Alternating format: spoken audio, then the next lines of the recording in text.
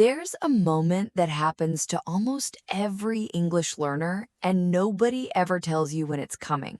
One day, completely without warning, you're watching a video, or reading a message, or listening to someone talk, and something shifts. You're not translating anymore. You're not searching for grammar rules in your head. The meaning just arrives instantly, the same way meaning arrives in your own first language. And then, just as quickly, the feeling disappears, and you're back to slow, careful, conscious English again, wondering if you imagined the whole thing.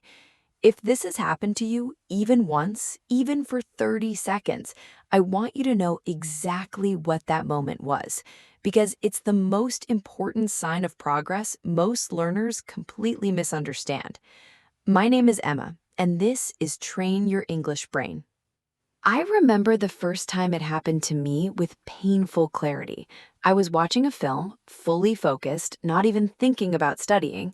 There was a joke, something quick and clever, and I laughed before I had consciously translated a single word. The laugh arrived before the understanding did, or rather, the laugh was the understanding. There was no gap between hearing the words and feeling what they meant.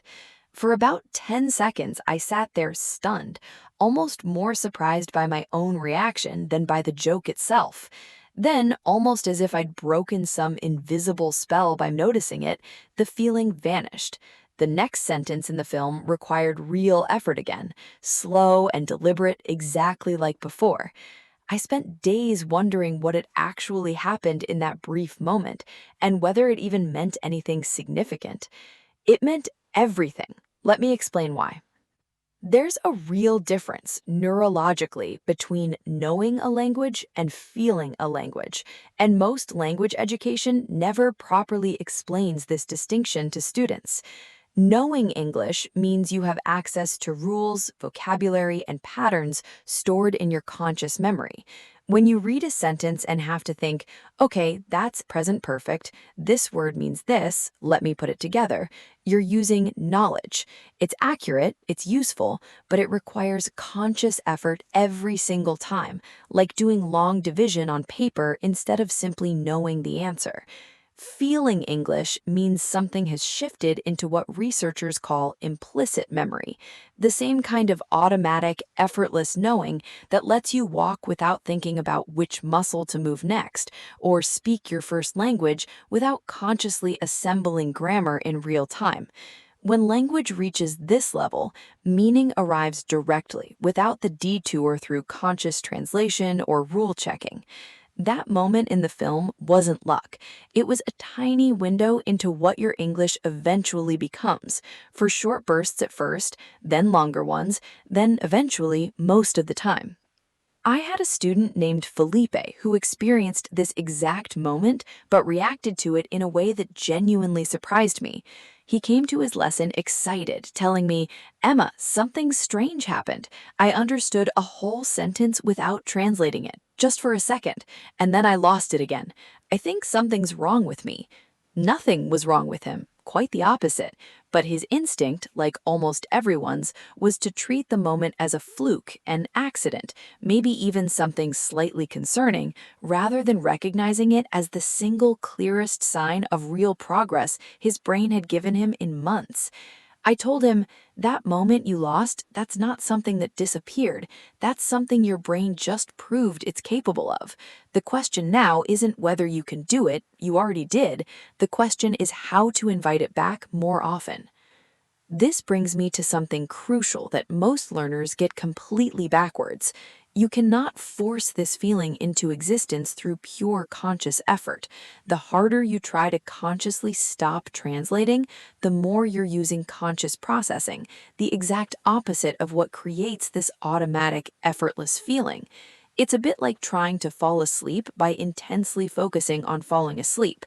The effort itself works against the goal. Instead, this feeling emerges from exposure, repetition, and crucially, genuine engagement with meaning rather than mechanics. Felipe's moment happened while he was absorbed in something interesting, not while he was actively studying grammar. My moment happened during a film I was emotionally invested in, not during a vocabulary drill. This isn't a coincidence.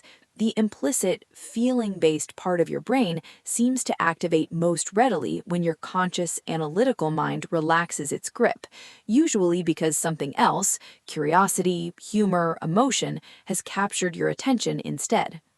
So, how do you actually invite more of these moments since you can't force them directly? The first thing is to spend regular time with English content you would genuinely choose, even if it weren't educational, content that interests you for its own sake, not because it's good for learning. Your analytical mind relaxes naturally when you're genuinely engaged, creating exactly the conditions where implicit understanding tends to surface. The second thing is to notice and gently acknowledge these moments when they happen, without panicking or overanalyzing them the way Felipe initially did. A simple, quiet recognition, oh, that just happened, is enough. You don't need to chase it or analyze why, just let it register as proof, then continue naturally. The third thing is to trust that these moments compound over time, even when progress feels invisible day to day. Felipe's single 10-second moment in our conversation wasn't an isolated event. It was a preview, a tiny early signal of where months of continued exposure were already quietly leading him, whether he consciously noticed the buildup or not. I want to tell you what happened to Felipe over the following months. He started watching content purely because he enjoyed it, mostly comedy because he genuinely loved to laugh, not because anyone told him it was educational. He stopped panicking when he caught himself understanding something instantly and started simply noting it, almost like collecting small proofs. 3 months later, he told me something that stayed with me.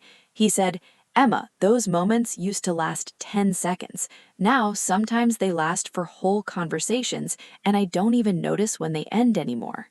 That's the real destination, by the way, not some specific test score or vocabulary count, but more and more of your English life lived inside that effortless feeling space, with conscious translation becoming the rare exception rather than the constant rule. If you've ever had one of those brief, strange moments where English just arrived, where you understood before you translated, where meaning showed up before grammar did, I want you to know exactly what that was. It wasn't an accident. It wasn't luck. It was your brain demonstrating, briefly but undeniably, exactly what it's capable of becoming.